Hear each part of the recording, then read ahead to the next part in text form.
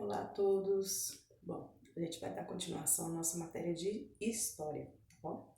Hoje a gente vai estar falando da página 176 sobre todas as cidades têm uma história para contar. Bom, você já parou para pensar nas mudanças que ocorrem ao longo dos anos? Na cidade em que você vive pois, nem sempre foi assim. Certamente, quando você reúne com seus familiares, seus parentes mais idosos, devem comentar na época que ele era criança, tudo era diferente. Com o passar do tempo, as cidades vão passando por modificações em suas ruas, seus bairros e construções em gerais. Entretanto, algumas com suas construções vão sendo preservadas e por meio delas que conseguimos resgatar muito da nossa história. Bom, aqui na nossa cidade é uma cidade até nova, não tem muitos anos, né? Não tem tanta história. Bom, mas aqui a gente pode já presenciar algumas coisas. Provavelmente lá, aquela Praça da Liberdade, onde tem aqueles peixões, onde está a prefeitura, você deve ter ido passear lá alguma vez e seu pai falar assim: na minha época, aqui não era assim. Aqui tinha um rio, não tinha essa praça. E você imagina ainda que quando você for passear um dia com a sua avó ou alguém muito mais velho, vai falar para você que na época que a cidade foi construída, Ouro Preto do Oeste, começaram as pessoas virem morar nessa cidade, ali era um rio onde todos iam lá tomar banho e lavar roupa, porque eu já ouvi muito essa história também aqui da cidade.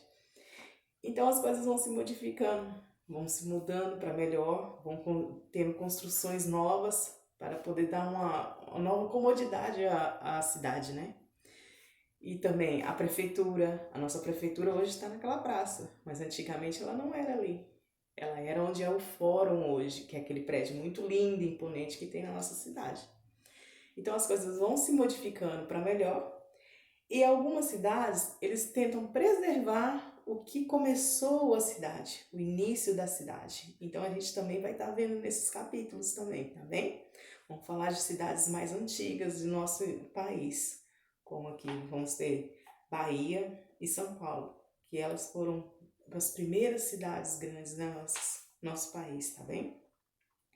Aqui embaixo a gente vai ter figuras da Bahia, que é do elevador Lacerda. Vocês depois vão estar lendo todo o capítulo, tá bem? Bom, todas as páginas. Eu vou estar falando só um pouquinho para vocês. Vocês vão ter que fazer a leitura para depois estar respondendo os exercícios, tá bem? Bora lá. Nessas imagens, vocês vão ter o elevador Lacerda lá.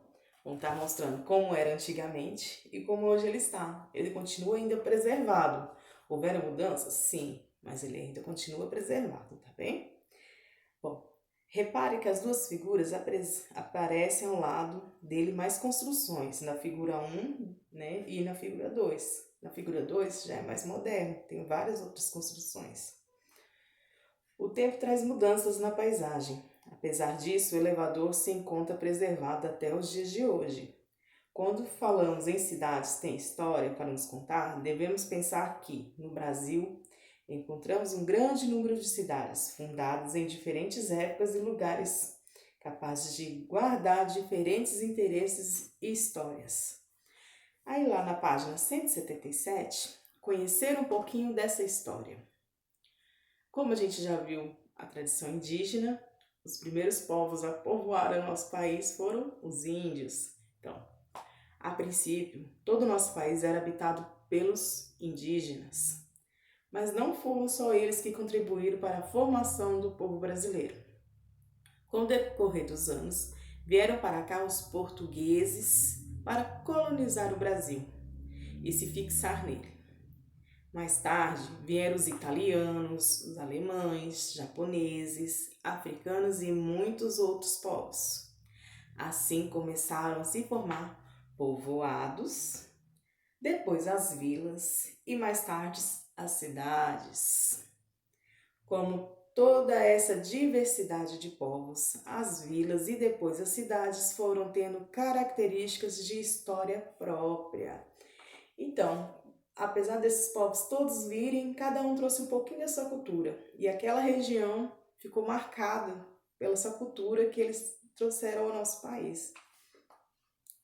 Assim como você tem sua história, e ao longo da vida conhece seus antepassados e sua trajetória, todas as cidades e todos os bairros têm uma história para contar. Inclusive a cidade e o bairro onde você mora, onde fica a sua escola, também tem uma história para contar.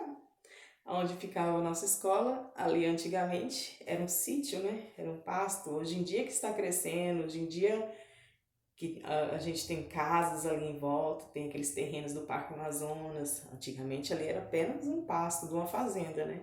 E hoje em dia já tem construções. Em nosso país encontramos cidades que ainda mantêm uma arquitetura antiga, convivendo com o que há de mais moderno. Na parte antiga da arquitetura da cidade, podemos descobrir muitas histórias. Não só as histórias das pessoas que nela vivem, como também a própria cidade. Aqui embaixo a gente vai ter um exemplo de uma cidade, tá bom? Podemos dar como exemplo a história de dar maior e mais populosa cidade do brasileira, que seria São Paulo. A cidade mais populosa brasileira é São Paulo, tá bom? Vamos lá?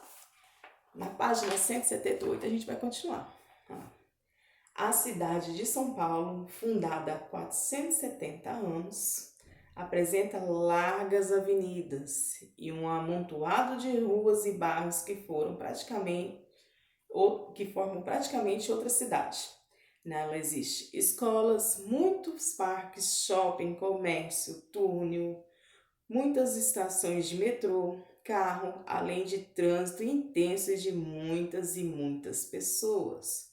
Por volta de 12 milhões de pessoas em uma cidade só. Imagina, quem já teve a oportunidade de ir até São Paulo sabe como é que é lá. Muito movimento, né? Antes de se tornar essa megalópole, São Paulo era uma colina com muitas árvores, rios limpos e muitos pássaros. Nessa colina viviam os indígenas. Um dia, vindo da Europa, chegando os portugueses para morar aqui em nossas terras e colonizá-las, junto com eles vieram os padres jesuítas que tinham como missão ensinar seus costumes aos indígenas. Então, os padres portugueses vieram querendo ensinar os costumes aos indígenas, né? Mostrar a cultura deles, impor a cultura deles em cima da indígena, tá bem? Os jesuítas construíram em 1554 uma pequena cabana que servia de colégio para essa missão. Ao redor da cabana começaram a ser construídas as primeiras moradias. Esse local passou a ser chamado de São Paulo de Piratininga, tá bom? O tempo foi passando e essa cidade foi crescendo aceleradamente até se tornar uma das maiores cidades brasileiras. O colégio, no decorrer dos anos, foi passando por diversas restaurações, conservando um pouco do seu aspecto original.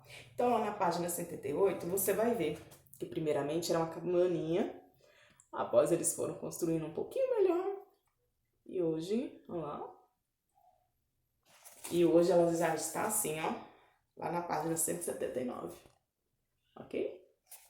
Grande mudança, né? Mas ainda continua conservada. Atualmente, esse local se encontra-se no pátio do Colégio do Museu Anchieta, onde é possível ver as ruínas das primeiras construções. Um patrimônio cultural da cidade, hoje ao redor do colégio se encontra a cidade de São Paulo. Então foi assim que começou a construção da cidade de São Paulo, tá bem? Outra cidade também que tem muita importância no nosso país é Ouro Preto, mas não é aqui, é Ouro Preto de Minas Gerais, a antiga Vila